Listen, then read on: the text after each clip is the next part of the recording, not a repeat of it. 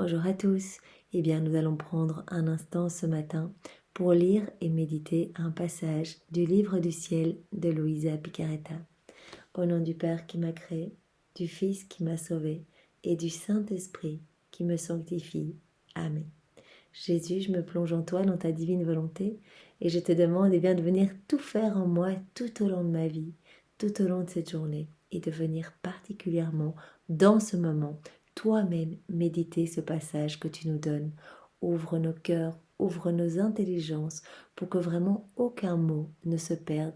Tous ces mots, eh bien, tu les as bénis. Jésus, ces passages sont des parties de toi-même, et tu veux qu'ils nous sanctifient, tu veux qu'ils nous rapprochent de toi. Alors Jésus, eh bien, que nos âmes s'engorgent et que vraiment il s'opère en nous une profonde conversion, vraiment une édification de notre cœur. Jésus, vraiment donne-nous la sanctification par tous tes enseignements et donne-nous cette union avec toi, cette vie dans ta divine volonté, Seigneur. Maintenant, nous allons lire ce passage, vraiment immergé dans l'Esprit Saint de Jésus. Celui-ci est celui du 12 août 1916. C'est Louisa qui parle.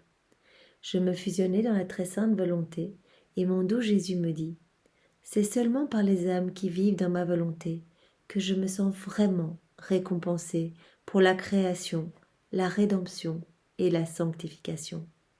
Bien sûr, quand nous vivons dans la divine volonté, nous laissons Jésus agir à partir de toute notre humanité.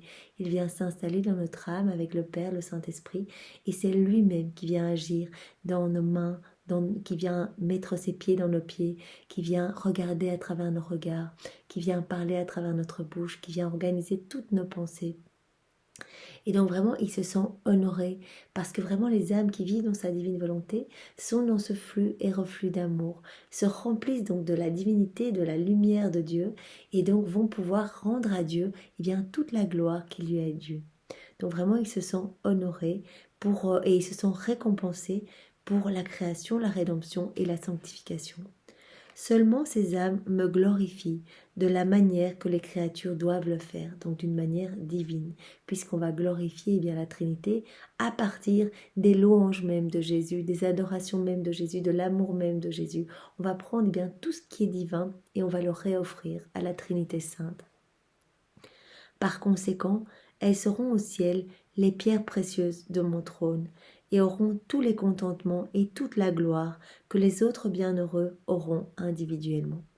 Donc vraiment, Jésus nous dit que si nous vivons dans sa divine volonté, eh bien au ciel, nous allons être récompensés. Et nous allons vraiment être comme les pierres précieuses de son trône, que nous allons recevoir au ciel toute la gloire et vraiment toutes les grâces, les bénédictions, eh bien que les bienheureux reçoivent individuellement. Ces âmes seront comme des reines autour de mon trône, et les autres seront autour d'elles. Donc ce seront vraiment les âmes qui seront les plus proches de moi.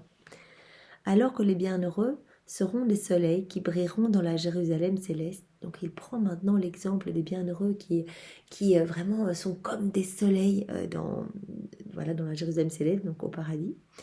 Les âmes qui auront vécu dans ma volonté, eh bien brilleront dans mon propre soleil. Ce ne seront pas des soleils distincts, mais elles brilleront de la lumière même de Jésus. Elles seront vraiment immergées dans la lumière même de Jésus. Elles seront comme fusionnées avec mon soleil, et elles verront les autres bienheureux à partir de mon intérieur. Donc vraiment, il va encore plus loin et dit qu'en fait, ces âmes seront fusionnées à lui, et elles verront bien tout le ciel à partir de son intérieur à lui. Car il est juste qu'ayant vécu sur la terre unis à moi, dans ma volonté, et n'ayant pas vécu de vie qui leur était propre, elles auront une place distincte au ciel. Donc vraiment, il va récompenser tous ces actes qui ont été vécus en union avec lui.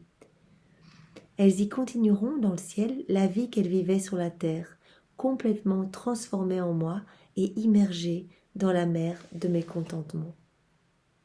Puisque ici, les âmes qui vivent dans la divine volonté essayent de faire acte après acte, fusionner, unies consumées en Jésus, vraiment elles essayent de regagner la ressemblance avec Jésus, eh bien c'est normal que dans le ciel, eh bien elles aient une place particulière, c'est-à-dire vraiment qu'elles soient immergées, fusionnées en Jésus également dans le ciel, et qu'elles puissent eh bien, jouir de cette union, de cet amour et de ces grâces. Et bien voilà, donc vraiment cela doit nous encourager à vraiment désirer cette vie dans la divine volonté, à faire beaucoup d'actes, vraiment chaque jour, chaque minute, chaque seconde. Jésus, on s'offre à toi, Jésus, on veut que ce soit toi qui viennes tout faire en nous. Jésus, allez viens, on va prendre le petit déjeuner ensemble, c'est toi qui vas venir manger à travers ma bouche, c'est toi qui vas venir boire à travers, voilà, c'est toi qui vas venir hydrater toute mon âme, hydrater toutes les âmes à travers eh bien, cette action que je fais unie à toi. Jésus, viens, on va marcher ensemble, viens mettre tes pas dans mes pas, viens, on va le travailler ensemble, c'est toi qui viens travailler à travers mes mains, à travers mon intelligence, viens tout faire en moi. Jésus, je t'aime et je veux que ce soit toi qui eh bien, exalte ta divinité à travers toute mon humanité, parce que je voudrais être vraiment une extension de ta propre humanité. Je voudrais qu'à travers moi, eh bien, tu puisses redistribuer tous les fruits de ta rédemption. Merci Jésus, et bien de faire de moi ce que tu veux. Merci d'utiliser ma vie pour te servir Jésus, et vraiment qu'il en soit fait selon ta volonté. Au nom du Père et du Fils et du Saint-Esprit. Amen. Eh bien, soyez tous bénis et passez une belle journée. Au revoir.